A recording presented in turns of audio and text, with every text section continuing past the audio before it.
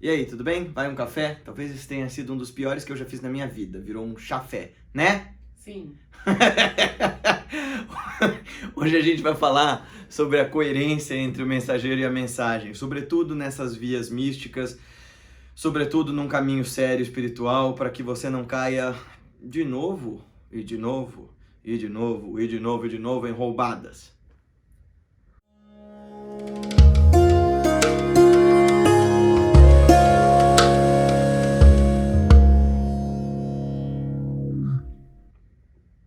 Nossa, e antes da gente começar, já sabe, se inscreva nesse canal caso você não seja inscrito, por favor, clica no sininho para receber as notificações, clica nesse link se essa mensagem faz sentido para você e encaminha para teus amigos nos grupos de WhatsApp, Facebook, Instagram, YouTube, TikTok, Twitter, sem vergonha, tá bom? A gente tem vergonha de compartilhar coisa que a gente gosta, né? Eu pelo menos tinha, mas ajuda a disseminar mensagens legais. E por favor, deixa seu comentário aqui embaixo, sua crítica, sua sugestão. Eu vi que vocês estão fortalecendo bem os comentários. Quando não dá tempo de eu responder por escrito, a gente sempre faz um vídeo ou uma live para poder responder todos e vamos fortalecendo a nossa Sangha Online.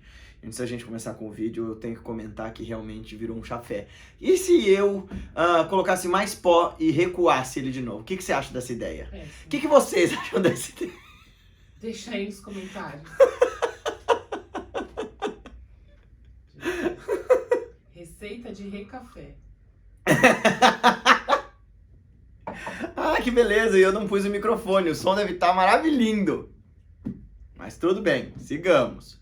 Esses dias eu estava conversando com um amigo e vendo a trajetória de um suposto yogi que mudou de caminho e virou do avesso e começou a defender coisas de extrema direita e conspirações comunistas.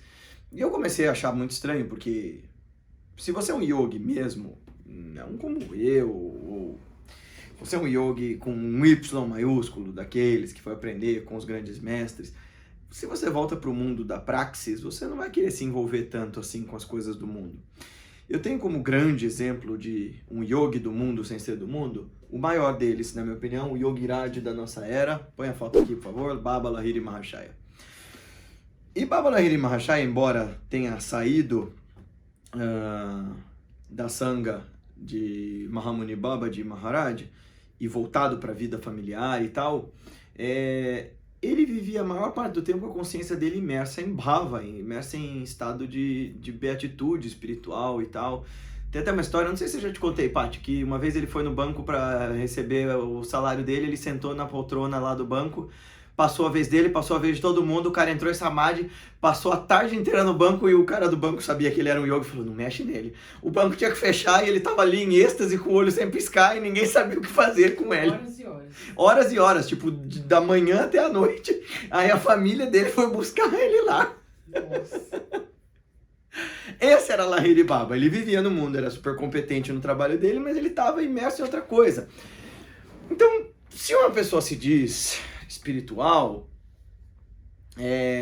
a depender da bandeira que ela defenda, eu vou desconfiar dessa espiritualidade. Eu não estou dizendo que você, para ser espiritualizado, tem que ser alienado. Ao contrário, se você pegar um outro exemplo, Sri Aurobindo, antes dele fazer o retiro dele, de se recolher do mundo, ele foi uma das personagens mais importantes para fomentar a independência da Índia ali no começo do século XX. Ser espiritualizado significa ser lúcido, consciente. É só você pegar os discursos de Jesus e você vai ver que ele era muito ativo socialmente. Ele incentivava a liberdade das mulheres, ele incentivava que as pessoas tivessem voz, ele incentivava que os oprimidos tivessem seu espaço no mundo. Mas a questão toda é uma coerência com a mensagem que se prega. Eu não consigo ver possibilidade de ser espiritualizado e defender bandeiras egoístas. Eu não estou dizendo aqui que você que faça yoga ou ayurveda ou sei lá, qualquer coisa quântica, não possa ganhar a sua vida fazendo isso. Eu ganho ensinando filosofia e prática que eu aprendi com os mestres.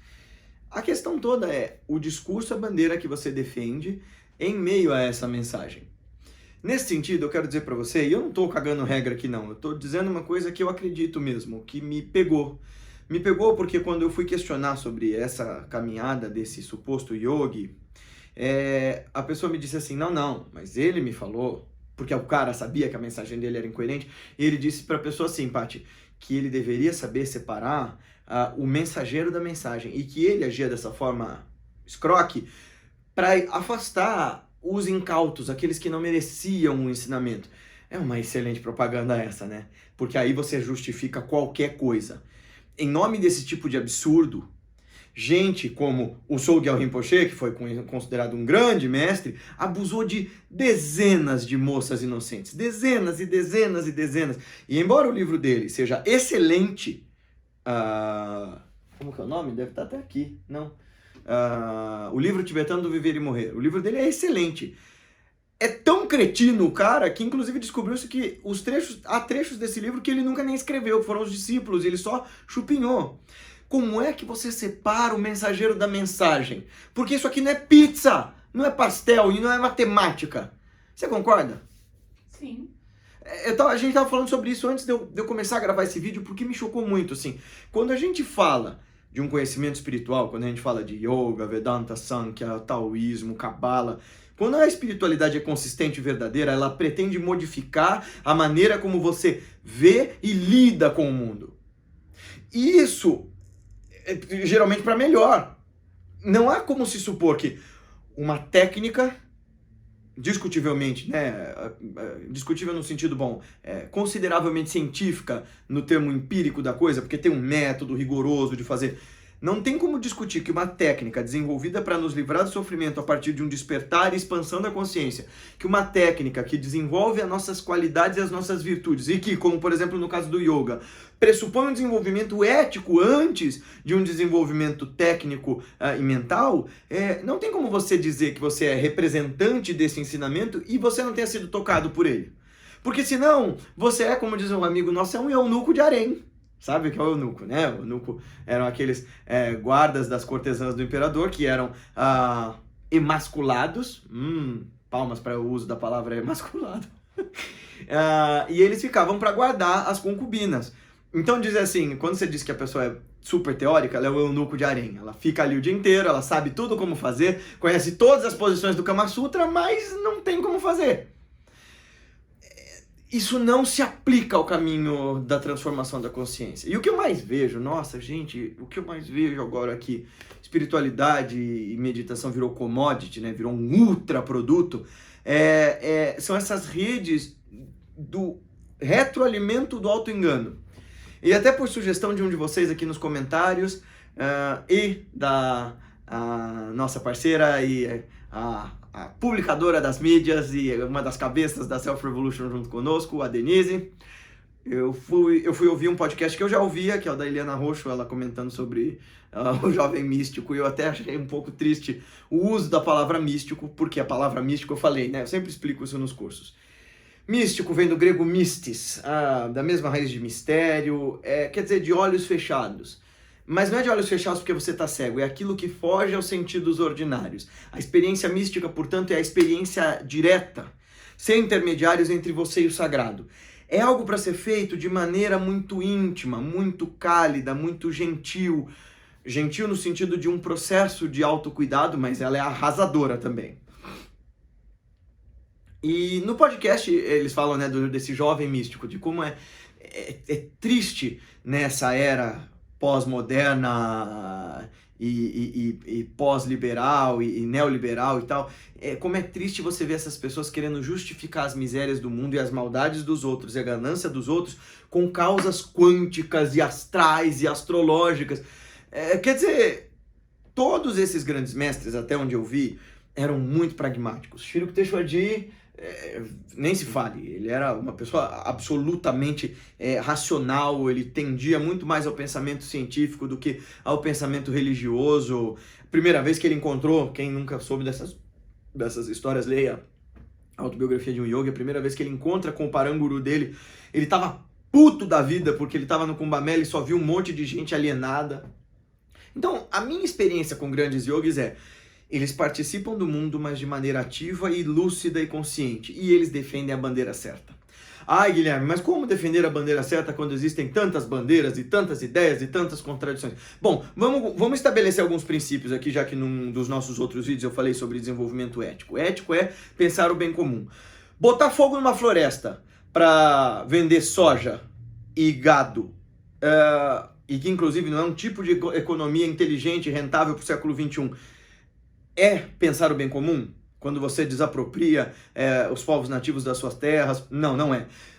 Vamos tirar do campo macropolítico. Quando você pensa no seu bem-estar, seu benefício único e exclusivo, o deleite dos seus sentidos, sem ter um mínimo de moderação com isso, quando é a história do axioma do bolo de cenoura, tem um vídeo falando disso aqui no card. Isso é ético, isso é razoavelmente ético quando você pensa em se lambuzar de todos os prazeres, sem freio, sem fronteira, sem limite, sem ponderações. Não. Então, não dá para separar o mensageiro da mensagem, eu acho. Se você discorda, por favor, comente aqui, né? Mais uma vez, antes de me apresentar como um pretenso Yoda, um yogi, Yoda não, um pretenso... não deu pra ver ele. Olha aqui, ele tá sem a máscara porque ela foi pra lavar e não voltou, né, Paty? Exato. Mas saia de máscara. Antes de eu me apresentar como yogi, eu me apresento como filósofo, então vamos fomentar as discussões. Mas, sinceramente, eu não consigo ver como a gente possa separar o mensageiro da mensagem no campo da espiritualidade. E não dá para separar o mensageiro da mensagem, então você precisa conhecer muito bem o teu professor antes de se dedicar aos ensinamentos dele. Todos os mestres que eu respeito, Sri Ramakrishna dizia para Vivekananda duvidar dele, Swami Vivekananda dizia para os discípulos dele, comecem com a descrença e depois vocês podem se entregar quando não restar mais dúvida. Comece com desconfiança de todo mundo, de mim inclusive, por favor. Se o que eu estou dizendo te incomoda, desconfia, investiga, escrutina. Você não tem isso aqui só para pôr cabelo. No meu caso está faltando. Quem viu o vídeo da flauta lá no Instagram sabe disso. A culpa é toda da Patrícia. É tudo errado. Total errado.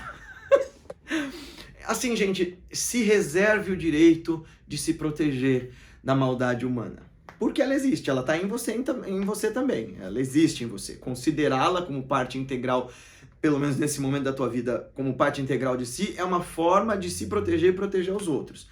Agora, quando você resolver seguir um ensinamento, não ouça esse ensinamento porque ele te soa gostosinho. Porque existe uma coisa chamada preguiça cognitiva. E geralmente o que nos soa com mais sentido e mais gostosinho, o mais rápido possível, é aquilo que não passou no nosso filtro do discernimento. Quando soou mais gostosinho, rápido demais, desconfia. Provavelmente é teu ego com preguiça de pensar e querendo dar certezas e vozes às suas piores instâncias. Eu vejo, por exemplo, todo esse cenário caótico político do Brasil de hoje em dia. E quando eu era criança, eu ouvia essas coisas, né? Por exemplo, que, não, na ditadura, eu nem vivi na ditadura, mas eu ouvia de algumas pessoas, de um dos meus avós, por exemplo, ditadura só pegava vagabundo. E eu repetia, porque eu era o quê? Uma criança! Mas quando você quer deixar de ser uma criança cognitiva, você não repete o que as pessoas falam, você estuda, exato. E para estudar um outro ser humano dá um trabalho. Muito sábia a nossa querida Bia Machado, e mais sábio ainda, Muhyiddin Ibn Arabi, de quem ela tirou essa ideia, de dizer que o outro é um eterno barzakh, um istmo. Ele é como o crepúsculo, ele é e não é, ele é dia e ele é noite. O outro é sempre um conhecido desconhecido. Então, no caso de um guru ou de um professor espiritual, isso é muito mais delicado.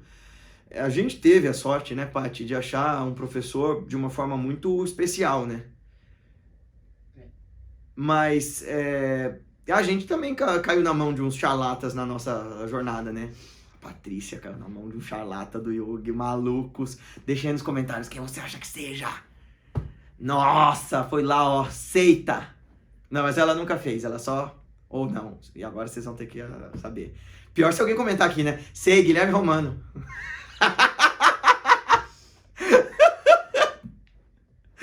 Aí vai ficar feio pra você.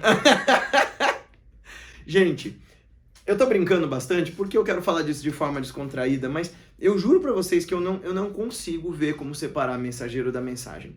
Tem um problema, por exemplo, dentro do budismo tibetano tem um problema para isso, que nós ocidentais não sabemos como lidar e como avaliar e como construir, por causa de um mestre que eu respeito muito, chamado Chogyam Trungpa Rinpoche. E se você olhar a biografia dele, vocês vão dizer, por que é que você respeita esse cara? O cara morreu de cirrose. Porque ele escreveu um negócio chamado Louca Sabedoria. E dentro daquela lógica de ensinamentos, ele foi profundamente coerente com o que ele ensinava. Mas que daí eu diga que todo mundo é preparado para a louca sabedoria, eu não digo. Os alunos dele dizem, ele foi um dos melhores professores do Dharma que eu já tive, mas eu não recomendaria ele para ninguém. E por causa dessa justificativa da louca sabedoria, um monte de ocidental tentando mimetizar, por exemplo, louca sabedoria, acha razoável ser grosso com um aluno, ser inescrupuloso com a sua sanga, ser abusivo com os alunos, não só no sentido sexual, mas também existe abuso moral, existe abuso de tantos tipos. Eu já contei, quem leu A Eterna Dança Cósmica, hoje eu posso falar disso com o nome que tem, eu não sabia dar esse nome quando aconteceu, Pátio, mas foi um abuso moral fudido que eu vivi, né? Desculpa a palavra, mas foi. Eu era uma criança, posta para atender suicida, por exemplo.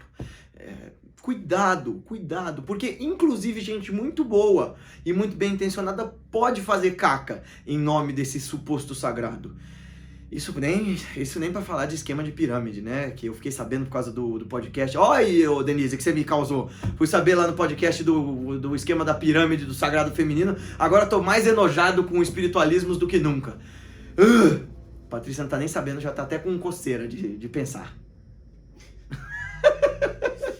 Mas é que a gente tava conversando sobre isso e é sério.